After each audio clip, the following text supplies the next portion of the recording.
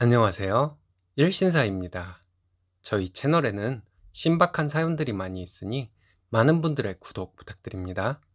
이번 사연은 이혼하려고 집을 나온 쓰니님을 찾아와서 설득하던 시모와 남편에게 가족들 다 같이 시원하게 쌍욕으로 참교육을 하고 이혼을 했다는 사연인데요. 함께 보시겠습니다. 너가 엄마 없이 자라서 그래. 우리 엄마 좋은 사람이야. 제가 전 남편에게 자주 듣던 말입니다. 전 남편의 어머니란 분은 저와 둘이 있을 때와 남편이 함께 있을 때가 달라도 너무 다른 사람이었어요.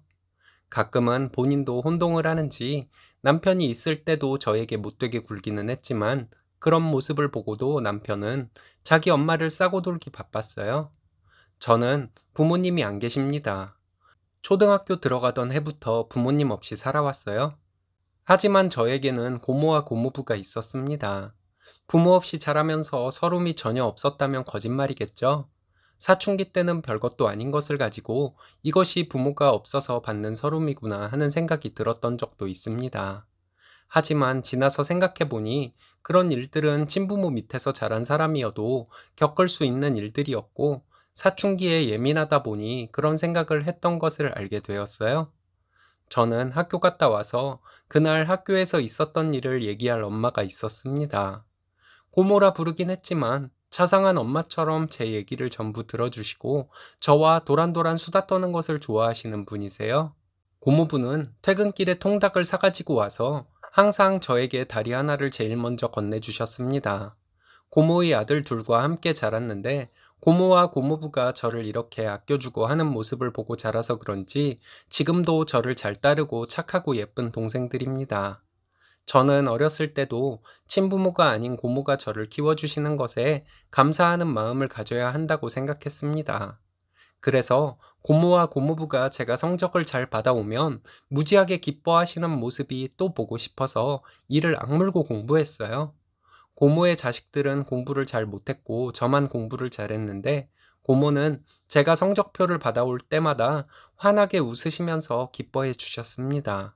학원을 보내주신다고 해도 저는 싫다고 했어요. 학원 가서 또 수업을 듣느니 혼자 공부하는 시간을 더 갖는 것이 능률적이라고 고모에게 말하기는 했지만 사실 고모에게 학원비 부담을 드리기 싫어서 학원을 안 갔습니다.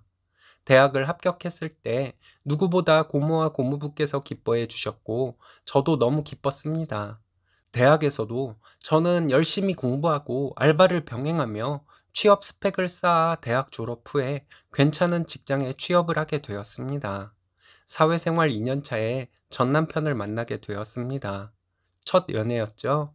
남편을 만나고 세상이 따뜻해 보였습니다. 그때 남편은 진정한 내 사람이라는 것이 무엇인지, 행복이 무엇인지를 저에게 일깨워 준 사람이었습니다. 꿈 같은 연애를 하던 중 남편의 어머니와 만나게 되었습니다. 처음 만났을 때 어머니는 제 손을 잡아주시면서 얼마나 힘들었니? 네 얘기는 다 들어서 알고 있다. 보니까 듣던 것보다 훨씬 더 예쁘구나. 하고 말씀하시는데 저도 모르게 눈물이 났습니다. 그 후로 저는 그분을 친엄마처럼 생각하면서 왕래하며 연애했고 결혼을 하게 되었습니다. 결혼할 때 고모부는 부모님의 유산을 돌려주시겠다고 하셨습니다. 자랄 때 가끔 큰엄마가 했던 말이 있습니다. 고모가 저를 맡아 키우고 있는 것은 제 부모님의 유산 때문이라고 했어요. 제 부모님의 유산이 얼마나 되는지 저는 관심을 가질 나이도 아니었고, 나를 친부모 이상으로 키워주셨으니 부모님의 유산은 고모와 고모부 마음대로 하셔도 되는 것이라고 생각했습니다. 그런데 고모는 저희 부모님의 유산을 고스란히 돌려주시려 했습니다. 저는 안 받을 것이라고 하며 나중에 내 동생들 결혼 자금으로 사용하라고 고집을 부렸고 고모부는 저에게 소리까지 질러가면서 받으라고 실갱이를 한참 했습니다. 저와 남편은 그때 양가의 도움 없이 결혼하기로 했었고 남편의 어머니와 합가해서 살기로 했었기 때문에 결혼에 많은 돈이 들지는 않았습니다. 결혼하고 나니 곧바로 어머니는 본색을 드러냈습니다. 저희가 결혼하자마자 다니던 식당 일을 그만두더니 한 달에 100만 원의 용돈을 요구했습니다. 퇴근하고 집에 와보면 집안일이 쌓여 있었고 저는 퇴근 후에 그 일들을 해야만 했습니다. 퇴근해서 피곤한 몸으로 쌓인 집안일을 하는 것도 지치고 힘들었지만 저를 경멸하는 듯이 쳐다보는 어머니의 그 눈빛과 무시하듯 말하는 그 말투도 저를 많이 힘들게 했습니다. 빨리 해라, 답답하다 하시면서 매번 저를 다그쳤고 식탁에 앉아 식탁을 손으로 치면서 음식을 이것밖에 못하냐고 화를 내는 일이 참 많았습니다. 남편은 직업 특성상 외근과 지방 출장이 많았기 때문에 시어머니와 둘이 지내는 날이 많았습니다. 저는 언젠가 불현듯 남편과 결혼을 한 것이 아니라 어머니의 하녀로 이 집에 들어왔구나 하는 생각이 들었습니다. 그러다가 남편이 집에서 지내는 기간에는 어머니의 태도가 바뀌었습니다. 어머니는 언제 그랬냐는 듯이 다정하고 친절한 시어머니인 척을 했습니다. 말도 부드럽게 하는데 정말 역겨웠습니다. 어머니의 두 얼굴을 남편에게 얘기하면 남편은 화를 냈고 자기 엄마는 좋은 분이라고 하면서 너가 엄마 없이 고모 밑에서 자라서 그렇다고 제가 무슨 없는 얘기를 지어내는 것처럼 말했습니다. 그렇게 3년을 지냈습니다. 제가 친부모 밑에서 자랐다면 이혼이 오히려 더 쉬웠을 것 같네요. 친부모가 아니지만 친부모와 다름없이 저를 키워주신 고모와 고모부에게 이혼녀의 모습을 보여주기 싫어서 참고 또 참았습니다. 그러다 어느 순간 너무 힘들더라고요. 다 놓아버리고 싶더라고요. 나를 헌신적으로 키워주신 고모와 고모부를 위해서라도 내가 이런 대접을 받고 살아서는 안 되겠다고 생각했어요. 내가 무엇을 위해 존재하는지도 모르겠고 퇴근하고 집에 돌아가는 길이 너무도 힘들었습니다. 시어머니의 만행들을 얘기할 수 있는 사람은 남편뿐이었는데 매번 본인 엄마는 좋은 분이라고 너가 엄마가 없어서 모른다고 하니 정말 더 힘들었습니다. 지긋지긋한 결혼 생활을 포기하기로 결심하고 나서 남편에게 화를 내며 이혼하자고 터뜨려버리고 싶기도 했지만 참았습니다. 핸드폰으로 시어머니와 둘이 있을 때 대화를 녹음하기 시작했습니다. 처음 녹음한 것을 들어보니 생각보다 잘 들리더군요. 시어머니의 막말과 다그치는 말들, 그리고 애미 없이 자라서 네가 이런 것을 못 배웠구나 하는 모욕적인 말들이 며칠 되지도 않아서 제 핸드폰에 많이 녹음되었습니다. 한 달 넘게 어머니와의 대화를 녹취하고 지방에서 금요일에 올라온 남편에게 마지막 기회를 준다 생각하고 다시 한번 어머니가 저에게 하는 못된 짓들과 남편이 있을 때와 없을 때 달라지는 이중인격적인 행동을 말했습니다. 그리고 어머니 때문에 너무 힘들다는 것도 말했어요. 남편은 늘 하던 말을 하더군요. 너는 엄마가 없어서 몰라서 그래. 우리 엄마 좋은 분이야. 저는 말없이 남편에게 톡으로 녹취 파일들을 보내주었습니다. 그리고 마지막에 우리는 이혼해야 한다고 말했습니다. 그 뒤로 고모에게 가 있었습니다.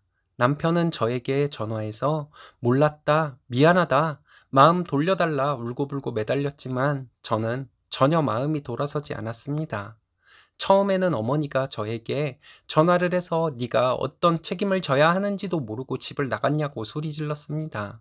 그런데 며칠 지나고 나서는 남편이 어머니에게 뭐라고 했는지 어머니도 저에게 전화를 해서 사과를 하더군요. 그동안 미안했다고 하면서 다시는 그런 짓을 안 할 것이니 들어오라고 했습니다. 저는 그렇게 못한다고 했습니다. 남편이 이혼해주지 않으면 어머니와 대화 내용 녹취한 것을 가지고 소송이혼이라도 할 것이라고 말했습니다. 어떤 방식으로 이혼을 하게 될지는 모르겠지만 어머니에게 위자료 청구는 꼭 할 것이라고 말했습니다. 어머니가 나에게 저지른 행동들과 모욕적인 막말들은 형사처벌이 가능할 수도 있는 것이라서 형사고소도 할 생각이라고 말했습니다. 이혼 협의 중에 남편과 어머니는 저를 설득하기 위해 찾아왔습니다. 와서 미안하다고 사과를 하는 어머니에게 고모부가 다짜고짜 이중인격자, 비열한 년 등의 쌍욕을 하셨습니다. 고모부가 이런 욕을 할 줄 안다는 것을 그날 처음 알게 되었네요. 그리고 고모는 남편과 어머니에게 삿대질을 하면서 내가 어떻게 키운 딸인데 니까지 것들이 그동안 함부로 했냐고 하면서 고래고래 소리를 질렀습니다. 남편과 어머니가 돌아가기 전까지 약한 모습 보이지 않으려고 꾹 참고 있었지만 그 둘이 돌아가고 나니 눈물이 터져서 고모와 고모부 앞에서 한참을 울었네요. 너무 죄송했습니다. 이렇게 되지 않으려고 참고 참았는데 죄송하다고 말했어요. 그때 고모부가 저에게 처음으로 연자 들어가는 욕을 하셨습니다. 고모부는 넌 그 좋은 대학을 나오고 그 좋은 직장을 다니면서 참을 일인지 부숴버릴 일인지 구별도 못해? 하시고는 고모에게 당신은 도대체 애교육을 어떻게 시킨 거야? 애교육 하나 똑바로 못 시켜서 딸년을 이렇게 고생하게 만들어? 하는데 소리를 지르시는 고모부의 목소리가 울먹거리는 듯 했습니다. 너무 죄송하고 고마워서 정말 한참을 울었네요. 남편과 협의 이혼을 했습니다. 한동안 저를 설득하던 남편은 제가 뜻을 굽히지 않을 것 같으니 순순히 이혼을 해주겠다고 하더군요. 결혼할 때 서로 든 비용이 없으니 재산 분할 같은 것은 할 것도 없었습니다. 시어머니의 괴롭힘으로 인한 위자료는 큰 돈은 아니지만 받았습니다. 이혼을 하고 2년이 지났습니다.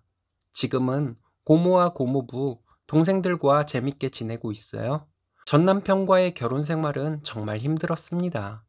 아무리 많은 돈을 준다고 해도 다시는 그런 생활은 못할 것 같습니다. 이제는 마음도 많이 편해지고 어디라도 한번 털어놓고 싶어서 이렇게 글을 보냅니다. 들어주셔서 감사합니다.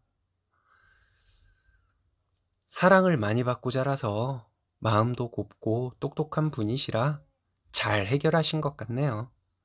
이제는 사랑하는 가족들과 즐거운 생활 즐기세요.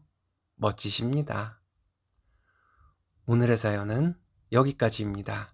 재밌으셨다면 좋아요, 구독 부탁드려요. 일신사는 여러분들의 사연으로 제작됩니다. 많은 사연 제보 바랍니다. 여러분들의 사연은 아래 메일 주소로 부탁드려요.